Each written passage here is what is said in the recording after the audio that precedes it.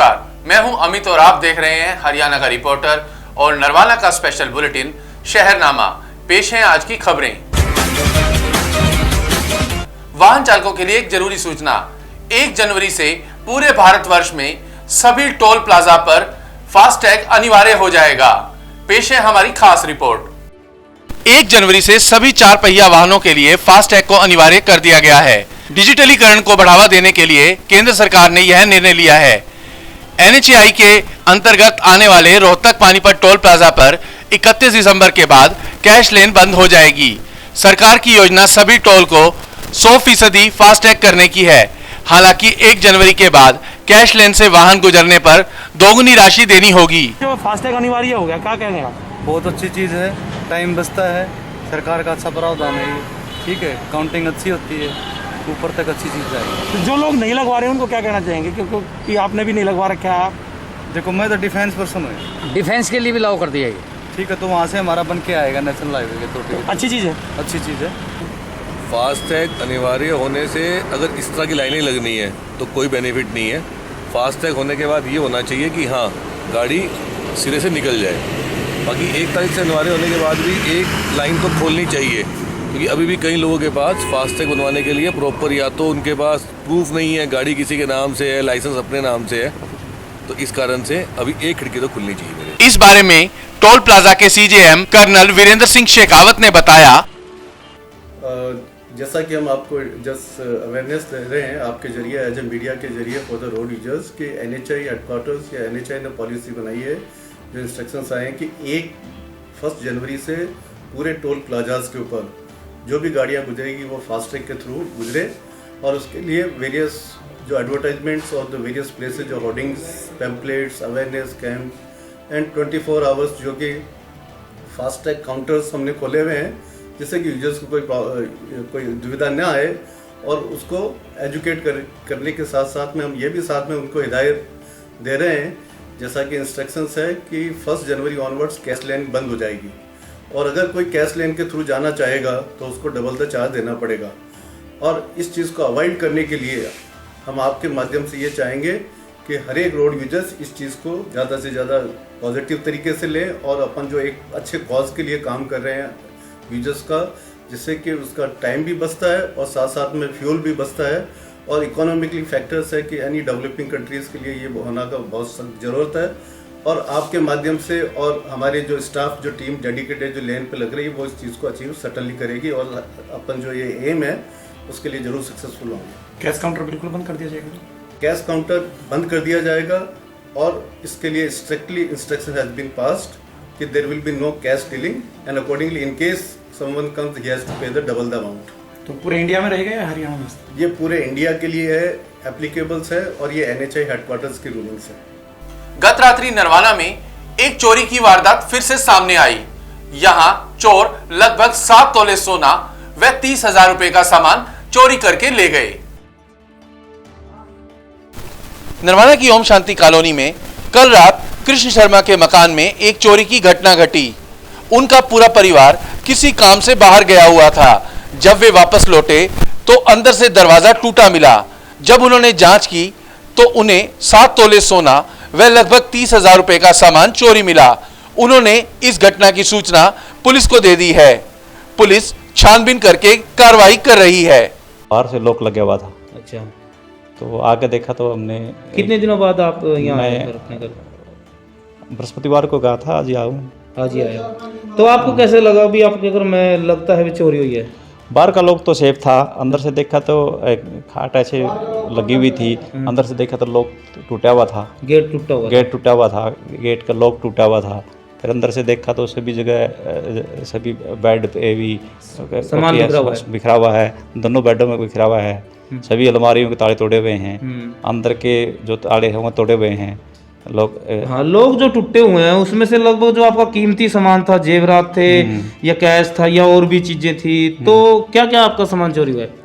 कुछ जेवरात थे, अच्छा, कुछ सोना के थे, कुछ चांदी के थे। लगभग अंदाजा अगर अंदाजा के साथ 1 तोला सोना हमारा। 7 तोले सोना।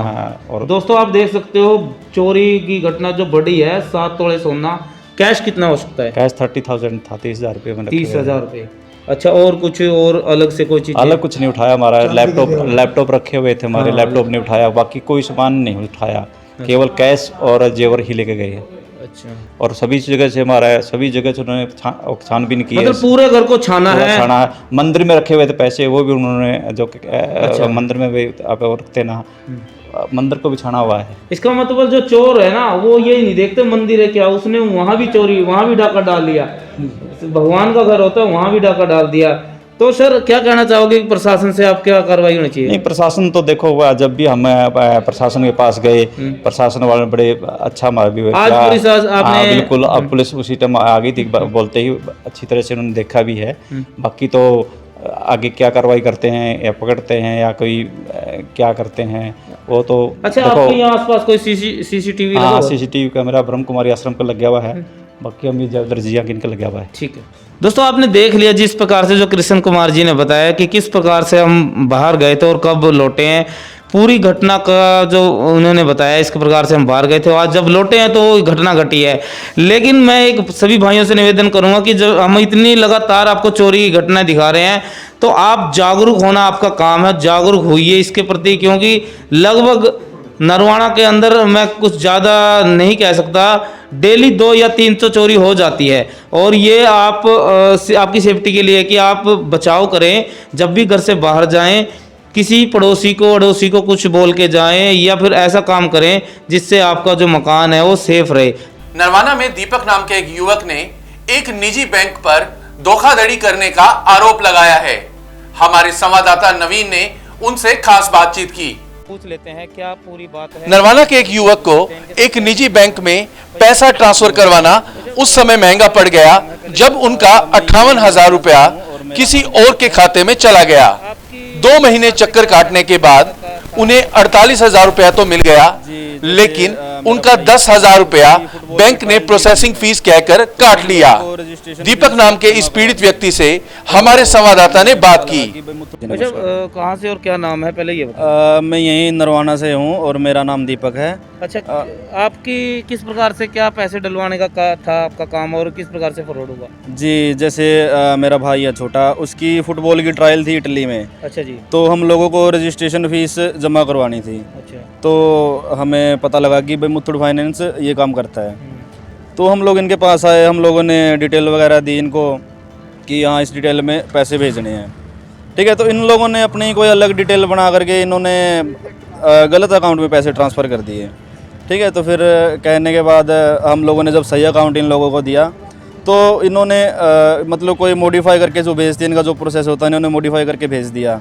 तो हम लोगों को इन्होंने 1 महीने तक मेंटली टॉर्चर किया। हम लोग 1 महीने तक यहाँ पे राउंड लगाते रहे, ये बोलते रहे कि नहीं हम लोग हमारी तरफ से पैसे जा चुके हैं, हमारी तरफ से पैसे जा चुके हैं।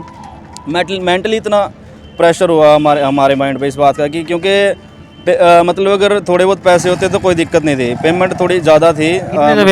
58,000 रुपये थे अप्रोक्स। तो ऐसा था कि हम लोगों को लगा कि हमारे पैसे डूब गए हैं। और कई लोगों से जब हम लोगों ने बाहर बातचीत की तो उन लोगों ने इस बैंक के बारे में हमें बताया कि ऐसा ये फ्रॉड कर लेते हैं कई बार, जैसे खुद पैसे मतलब खुद हड़प लेते हैं पैसे। अच्छा, जो इनका हेड है इनसे बात हुई आपकी? क्या नाम है हेड का? जी, इनका जो मैनेजर है एक्चुअली उसका नाम मुझे अभी याद नहीं है।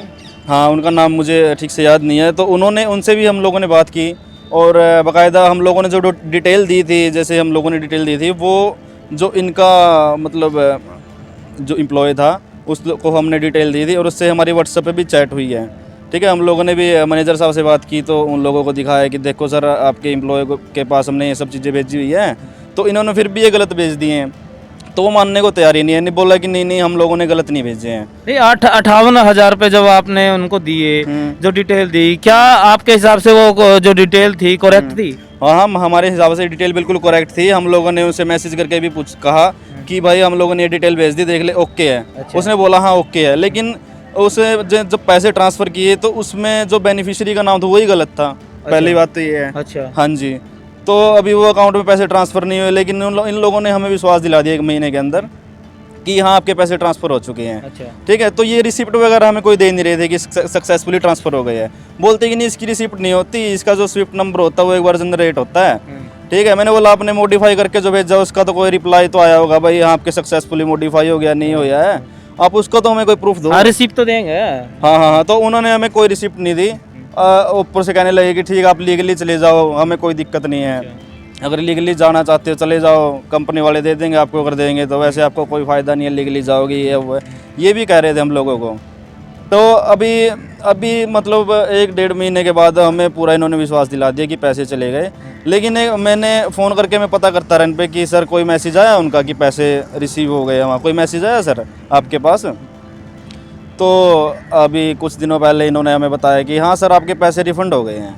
अच्छा, हाँ मैं बोला रिफंड मतलब वापस आ गए पैसे? हाँ पैसे वापस आ गए हैं। तो इन लोगों ने हमें पैसे 48,000 रुपये रिफंड दिए। मैंने बोला हमारी क्या गलती भाई साहब, आपने 10,000 रुपये आप अपने हिसाब से आपने डिटेल सही दी, बिल्कुल सही दी, और पैसे आपने 58,000 रुपये दे दिए, बिल्कुल दिए। हाँ लेकिन अगर आप सही डिटेल्स आपने दी है, हाँ। अगर आपके जो व्यक्ति जिसके पैसे खाते में आपने पैसे डलवाए अगर उनके खाते में चले जाते तो पैसे वापस आपको जरूरत ही नहीं थी मांगने की। हाँ बिल्कुल ठीक है। हाँ जी। और अगर वापस आ गए हैं फिर क्या हुआ?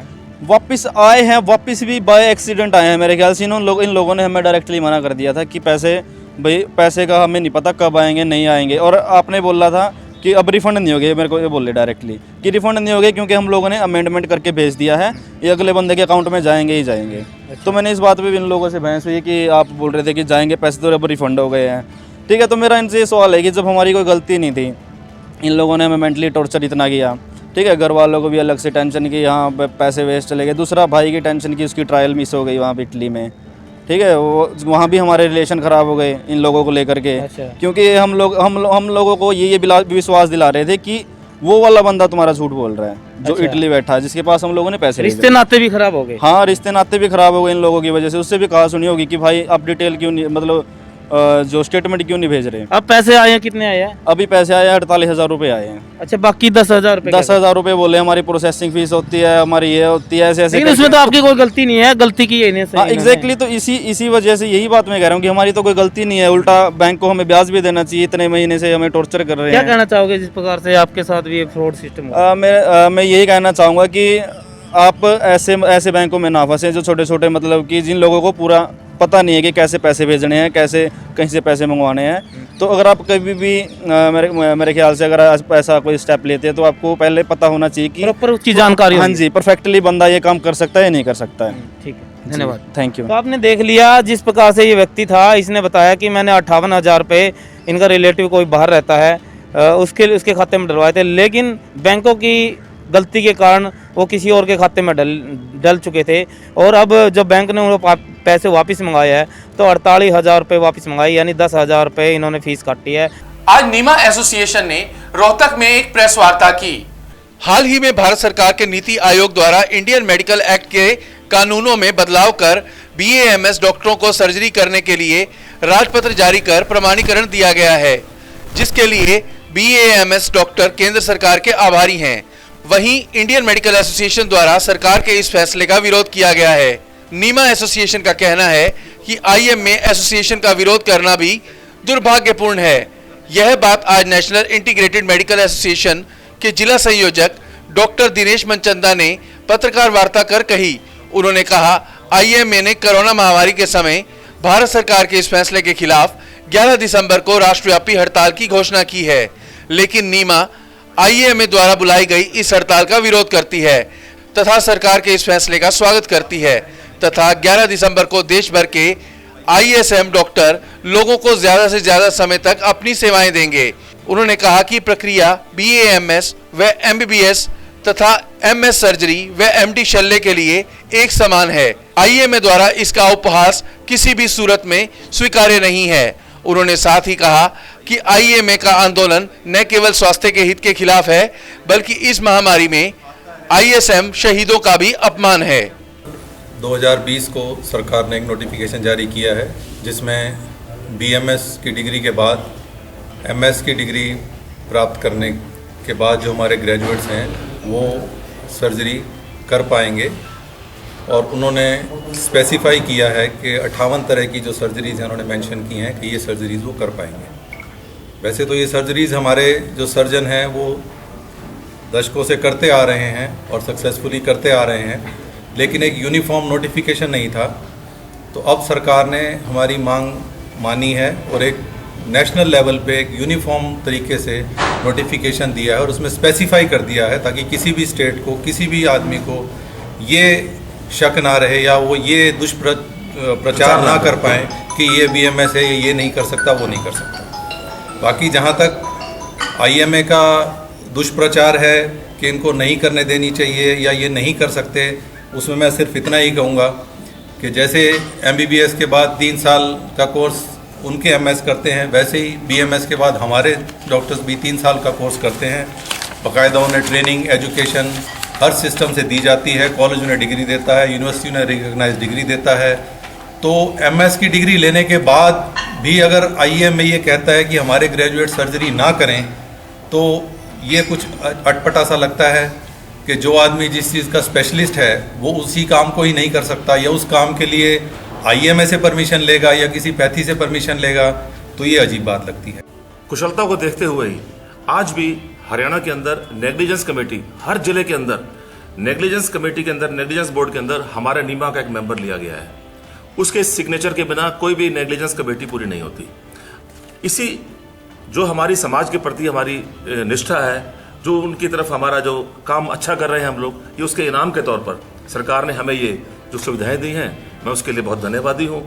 और सुविधाएं नई नई दी हैं, उन्होंने इसको क्लियर कट करके एक विवाद से बचाने के लिए निर्विवाद रूप से उन शल्य प्रकरणों के नाम दे दिए हैं कि इन कार्यों को शल्य चिकित्सक ये काम कर सकता है। तो इसी अधिकार को देने के लिए ही मैं सरकार का भी धन्यवादी हूँ।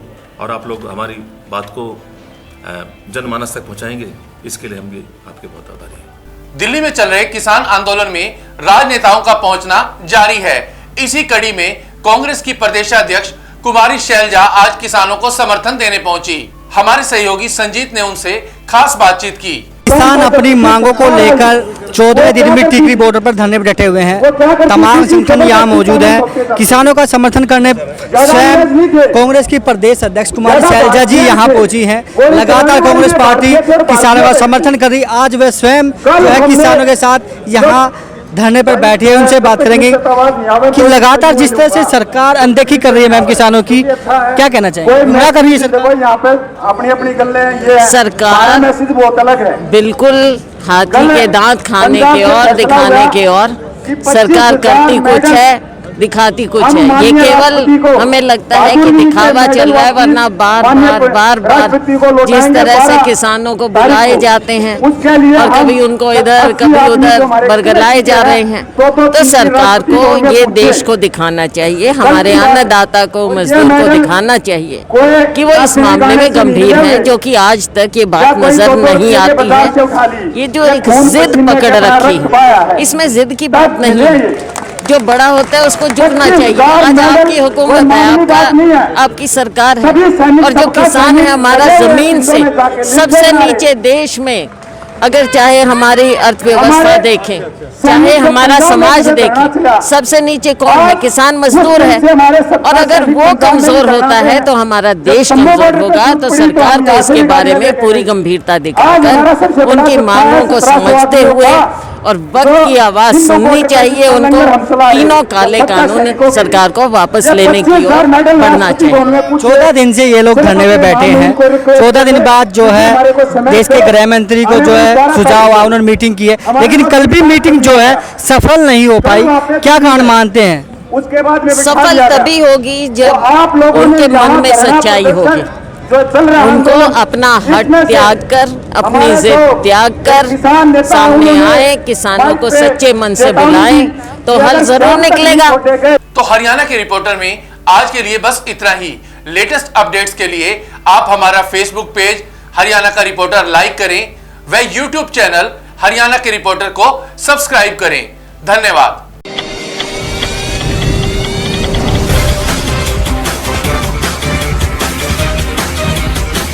अब हरियाणा की खबर आपको मिलेगी सबसे पहले। सब्सक्राइब कीजिए हमारा यूट्यूब चैनल हरियाणा का रिपोर्टर व फेसबुक पेज हरियाणा का रिपोर्टर।